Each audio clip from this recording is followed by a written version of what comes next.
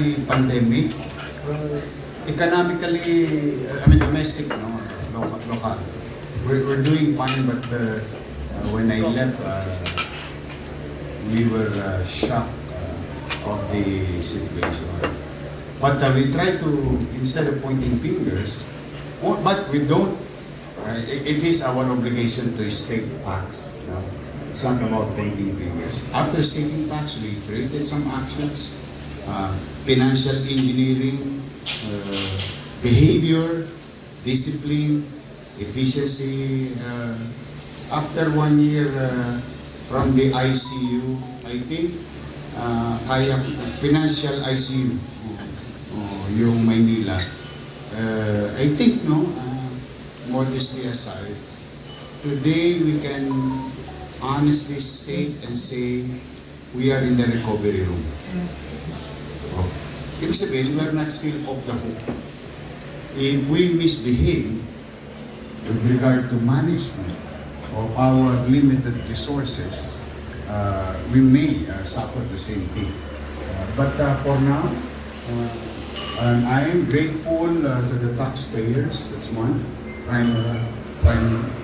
Second, I am grateful to City Hall bureau chiefs and department heads and its employees, because everyone is really participated, contributed to our recovery and growth for the last 12 months since July 1 of 2020. Yun, nabanggit mo yung flood control, no? Nabalitaan ko, pinahukay mo yung likod ng City Hall, ginawa ng culvert para pagka mag-iimbakan na ito ng mga tubig ulan. Tapos na to, no? Yung before I left, during that term, in 2019-2022, I commissioned a study, drainage study of the city.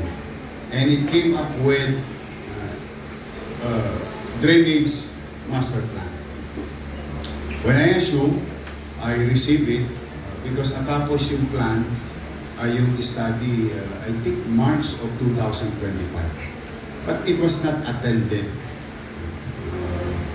But when I assume this new mandate, binasa agad namin drainage. Doon na namin nakita na mga drainage system ng Manila walang chat group.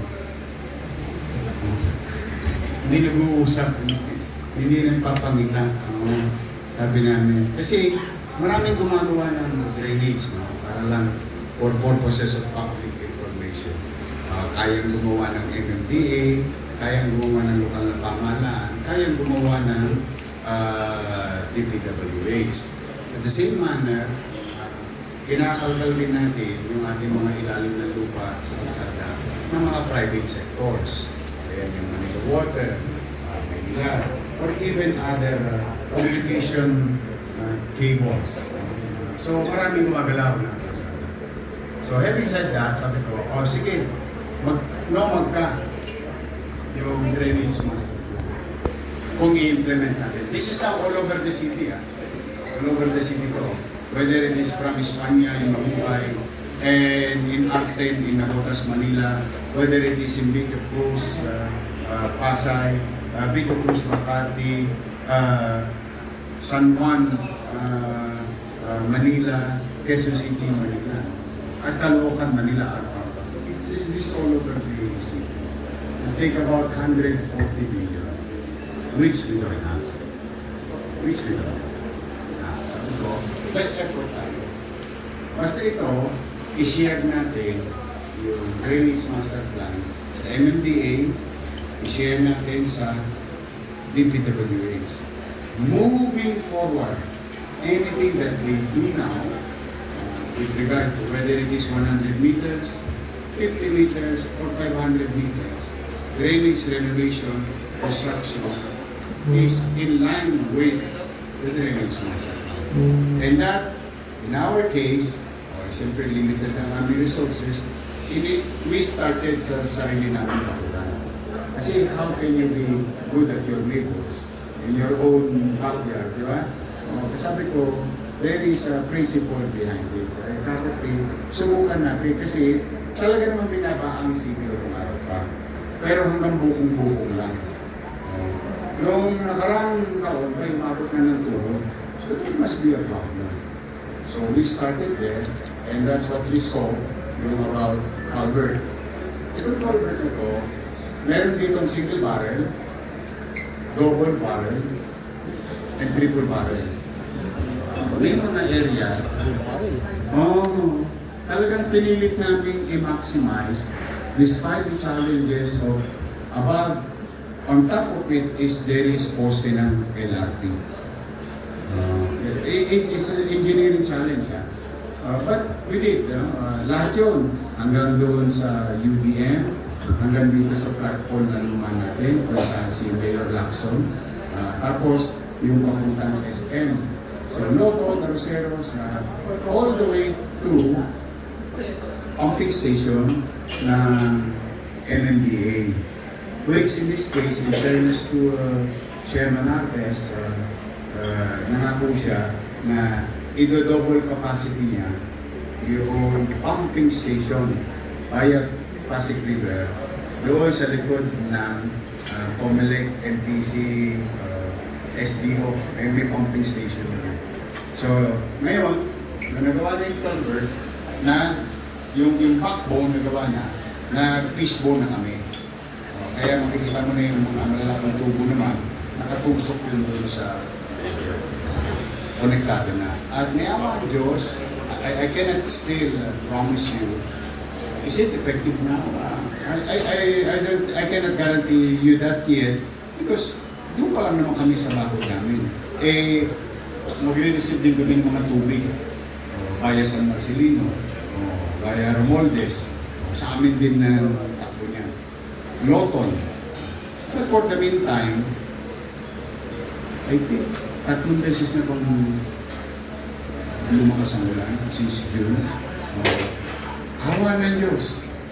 Awa ng Diyos. We don't want to be ahead of ourselves, but awa ng Diyos. Mukhang napapakinabangan ngayon. Wala na yung tubig sa bukong-bukong. Sana. But with the climate changing so fast, para the load of water may be different from last year to this year.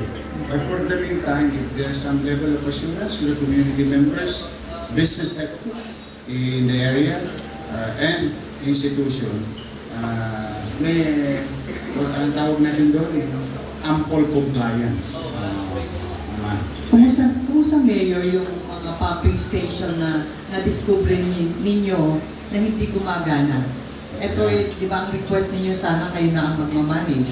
Ayan, we requested that for the simple reason, siguro kayo na umusga. Kapag tinanganan namin talagang kahit 24 oras namin kalkalin ng mga tubo niyan, okay lang.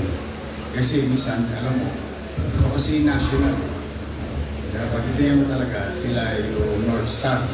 Pagbaba ng programa, maraming kusinero. Kaya kung minsan, panis na. Pagdating. Kumbaga, alam natin yung pare-pareho. So we wanted to act fast and to confront it fast. That's why we requested. But in fairness to President Bongbong Marcos, we were told we will address it. Then came Secretary Vince. You heard Secretary Vince, yung na-request namin na yung mga pumping station sa Roas Boulevard na di baterya. Gusto yata nila EV. But it is yung generator. Kasi naging habit nga na kagawa ang national government hindi hihingi ng building permit. Ang katwiran nila, ang national government sila. Ang hindi nila naiintindihan, pag wala silang building permit, hindi sila bibigyan ng kuryente ng Meralco. Yun. Kasi hihingi ka ng structure, electrical, and so on and so forth. So for so many years, it's not being done. Now, when Secretary Vincent ay, ako sa sabi ko, bakit? Ako nang tutulong. Madadala ko sa inyo si Randy Sata. Tulungan namin kayo. I-restructure yung design and so on and so forth. But it was funded and done. I have to give credit to MMDA. I have to give credit to DPWH. And I have to give credit to President Marcos. Because they've been attending to it. So, kahapon, tumakbo na yung isang pumping station. I think it's a Pedro Hill pumping station. Dalawa pa. Abad saka, I think, Paura. So, they're on track. Both national government, MMDA and DPWH. Now,